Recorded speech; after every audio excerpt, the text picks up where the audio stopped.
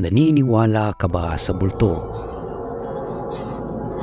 Kadalasan, ang tao ay hindi kumbinsido. Gaya na lang ni Turner Clay, isang direktor at independent filmmaker na naisipang gumawa ng isang dokumentaryo tungkol sa multo para patunayan ang katotohanan dito.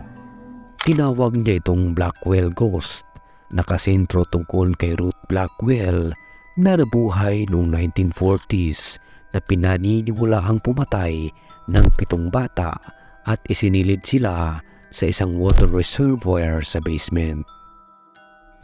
Si Turner ay inipitahan sa isang bahay para imbestigahan ang mga paranormal na mga pangyayari na nararanasan ng may-ari ng bahay. Agad na pumayag si Turner dahil ito ay magandang pagkakataon para simulan ang kanyang proyekto.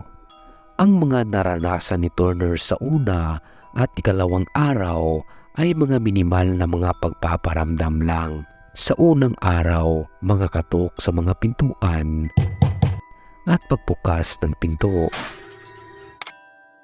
Sa ikalawang araw, bumukas ang mga switch ng oven. Bumuo ito ng makapal na usok na siyang nagpa-trigger sa alarm, dahilan kaya sila'y nagising. Sa ikatlong araw, sakmang matutulog na sana sila, ay nagbukasan lahat ng gripo sa bahay. Dinig na dinig nila ang pagdaloy ng tubig kaya napilitan si Turner na lumabas para i-off itong lahat. Tinawag niya ang kanyang asawa, Hey, Terry? upang ipag-utos na tawagan ang mga pulis sapagkat napaka-imposible na walang ibang taong nakapasok sa bahay para gawin ito. Nawala bigla ang ilaw kaya pumunta si Turner sa basement para i-check. Siya ay bumaba sa hagdan gamit lang ang kakaunting ilaw na mula sa kanyang night vision camera. Pagdating niya sa basement,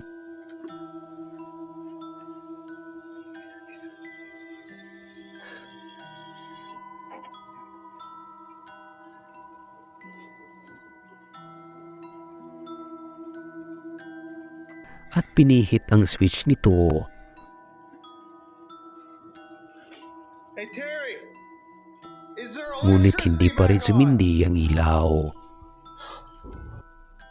Si Turner ay isa lang baguhan sa ghost hunting kaya naisipan niyang maglagay ng bola sa isang maliit na pirasong tila at minarkahan ito ng X gamit ang isang toilet paper. Sa basement natuklasan niya na ang bola ay gumalaw at napunta sa basement.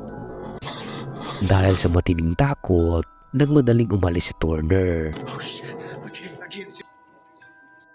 Nang makalabas, ay nagbukasan muli ang mga gripo. At hindi lang iyon, may mga pagalaw sa loob ng bahay, mga tunog ng yapak na hindi mula sa kanyang asawa.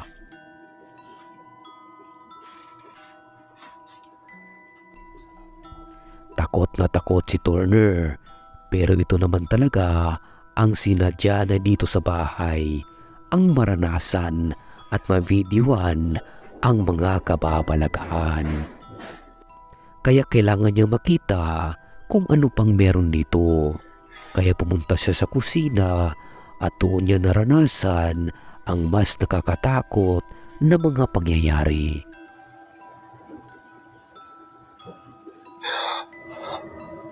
Lahat ng kabinet ay nagsibukasan ng sabay-sabay. Ang mga kaganapang ito ay labis na nagpapanik kay Turner na tumakbo pabalik sa kanilang silid. Nanatili si Turner at ang kanyang asawa sa loob ng kwarto. Nang tignan ni Turner ang mga record na video, nakita niya na hindi pala siya nag-iisa sa loob ng basement. Ang mga pangyayari at karanasan ni Turner sa unang dokumentaryo ay mas lalong pang nagpatulak sa kanya para gumawa ulit.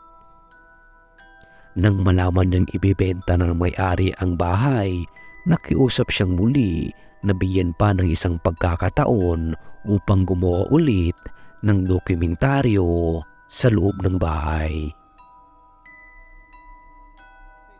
Si Turner ay nakakuha ng maraming suporta sa ginagawang dokumentaryo at nagkaroon pa nga ito ng pagkakataon na makausap ang 92 years old na matandang babae na personal na kilala, si Ruth Blackwell. Ibinigay ng matanda ang huling natitirang gamit ni Miss Blackwell. Ito ay 2 bagay lang, isang mapa at isang vinyl record ng kanyang paboritong kanta. Si Turner ay nakatulog sa sopa sa kahihintay na may mangyayaring kakaiba.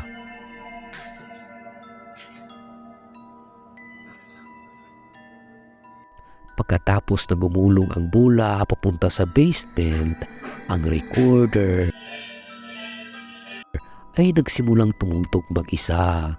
Kasabay ng pagtugtog ng recorder ay ang pagsisimula ng mga sunod-sunod na kakaibang mga pangyayari.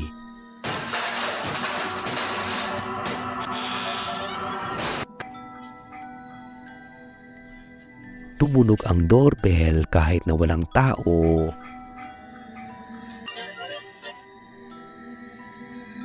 Sa tuwing tumutugtog ang record player, kasabay nito ang pagkakaroon naman ng mga hindi maipaliwanag na mga pangyayari.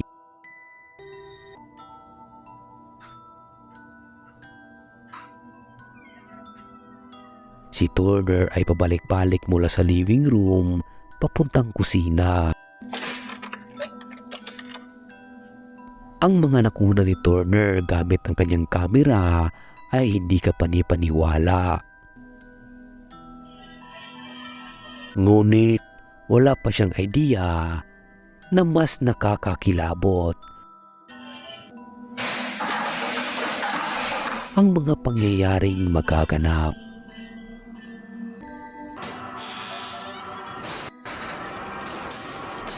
Tumakbo siya sa taas papuntang kwarto nang tumigil at lumingon sa naka-on na recorder.